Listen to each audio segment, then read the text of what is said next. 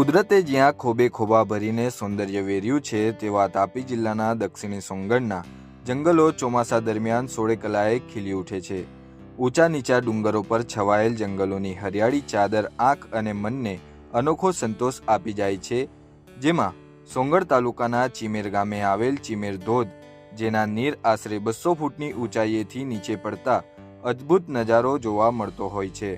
સૌંદર્યથી ભરપૂર હરિયાળા સોંગણના જંગલ વિસ્તારમાં આવેલ આ ધોધ ગૌમુખનો ધોધ, ડાંગના મહલનો ગીરમાળી અને ગીરા ધોધ જેટલો જ પ્રવાસીઓને આકર્ષિત કરે છે અને અહીં સુધી પહોંચવાનો રસ્તો પાકો બનાવ્યો છે। સાથે સુરક્ષાને ધ્યાને રાખી ફેન્સિંગ સહિત અહીં આવતા પર્યટકો માટે પ્રાથમિક સુવિધા ઉપલબ્ધ કરાવવામાં આવી છે।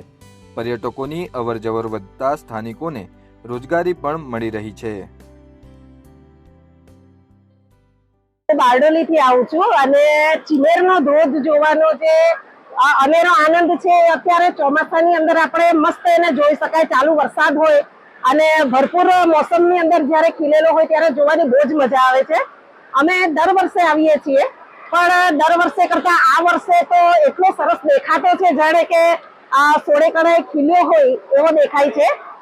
રસ્તાની અંદર બીજા 2-3 ધોધ છે, મેળાનો ધોધ છે, સુબીર જવું હોય તો સુબીર છે, ગૌમુખનો પણ બહુ સરસ ધોધ છે, પણ ચીમેરનો ધોધ જે છે એ સૌથી વધારે આહલાદક આપણને દેખાતો હોય છે અને મજાનો છે। ભલે આપણે દૂરથી જોઈએ પણ એને જોવાનો જે આનંદ છે એ અનેરો છે અને જ્યારે પણ આવીએ છીએ ત્યારે સૌથી વધારે રોમાંચ અહીંયા આવીને એને આ પાણી જે પડતું હોય છે, 200 મીટર ઉપરથી પાણી પડે છે, લગભગ એના કરતા પણ વધારે ઊંચાઈથી પડતું હશે, પણ એને જોઈને જાણે દિલ ખુશ થઈ જાય છે।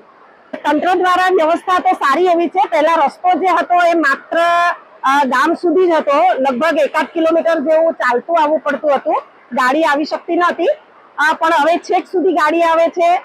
નાના મોટા 2-4 સ્ટોલ પણ છે અને રેલિંગ કરવામાં આવેલી છે, જેનાથી સુરક્ષા પણ વધારે સારી છે કે કોઈ અકસ્માત ના થાય, અંદર સુધી કોઈ પણ ના પહોંચી શકે એટલા માટે।